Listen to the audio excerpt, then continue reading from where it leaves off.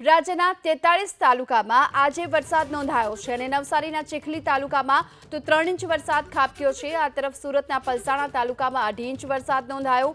ભાવનગરના ગારિયાધારમાં પણ 2 ઇંચ વરસાદ નોંધાયો છે, જ્યારે કે ડાંગના આહવામાં પણ 2 ઇંચ વરસાદ નોંધાયો। આ સાથોસાથ ડોલવણ, ગણદેવી અને ખેરગામમાં પણ 2 ઇંચ સુધીનો વરસાદ નોંધાઈ ચૂક્યો છે। સાગબારા, ખેરગામ અને કપરાડામાં 1.5 ઇંચ સુધીનો વરસાદ નોંધાયો છે। રાજ્યના 43 તાલુકામાં આજે વરસાદી માહોલ યથાવત છે। નવસારીના ચીખલી તાલુકામાં આજે ધોધમાર વરસાદ વરસ્યો હતો અને 3 ઇંચ વરસાદ ખાબકી જતા ફરી એક વખત અનેક રસ્તાઓ પર પાણી ભરાયા છે। બીજી તરફ સુરતના પલસાણા તાલુકામાં પણ 2.5 ઇંચ વરસાદ ખાબક્યો છે।